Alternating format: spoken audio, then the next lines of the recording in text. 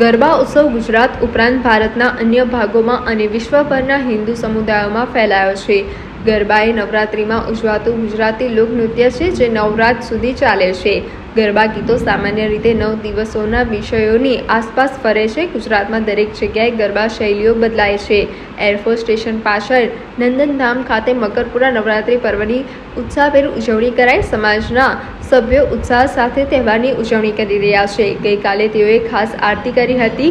આ સોસાયટીઓમાં તેઓ દાંડિયાને મહત્વ આપે છે અને પરંપરાગત શૈલી સાથે દાંડિયા રમે છે. આજના કાર્યક્રમમાં ફેડરેશન ઓફ વડોદરા રેસિડેન્સી એસોસિએશનના પ્રમુખ શ્રી સુરેશ સાથે ભાજપ મહિલા મોરચા વડોદરા શહેર સેક્રેટરી શ્રીમતી દીપાબેન શાહ ખાસ ઉપસ્થિત રહ્યા હતા.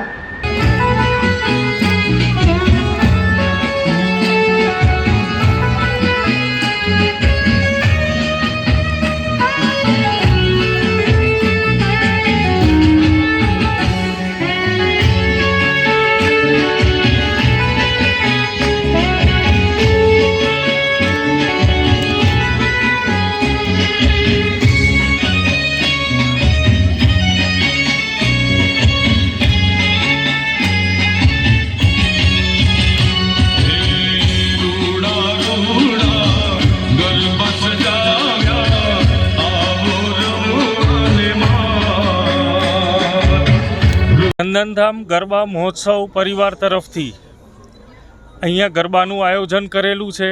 જે પારંપરિક ગરબા મહોત્સવનું જે કંઈ બી ગરબા હોય છે એને અમે લોકો ફોલો કરીએ છીએ. જે ટ્રેડિશનલ કલ્ચરને એની અસ્મિતાને અમારે જાળવી રાખવાની છે અને એ જ પ્રમાણેની અહીંયા થીમ બી અમે લોકોએ તૈયાર કરી છે.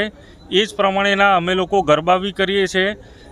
અને એ ઉપરાંત અમારા મંડળમાં આ માતાજીના ચોકમાં કે જે અમે ગઈ સાલ પણ દાંડિયા રાસનું આયોજન રાખેલું હતું, આ સાલ પણ અમે દાંડિયા રાસનું આયોજન રાખેલ છે.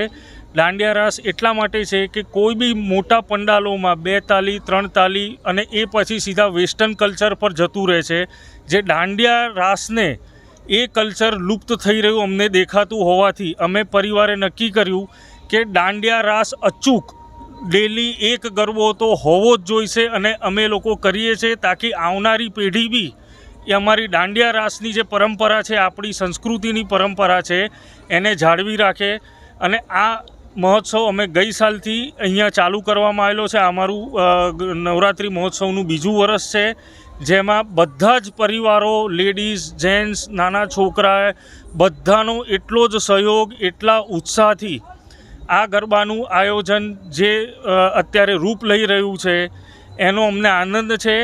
અને અમને એ બધાને પરિવારને આનંદ છે કે અમે જે ગરબાની જે પરંપરા છે એને અમે જાળવી રાખવાનો પ્રયાસ કરી રહ્યા છીએ. બધા એક સાથે બોલો, અંબે માતા કી જય. તમારો પરિચય? મારું નામ ઋષિભાઈ કારેલિયા છે. હું અહીંયા નંદનધામ સોસાયટીમાં જ રહું છું અને અહીંયાના આયોજકમાં અમે બધાના જોડે હું બી એક સહભાગી છું.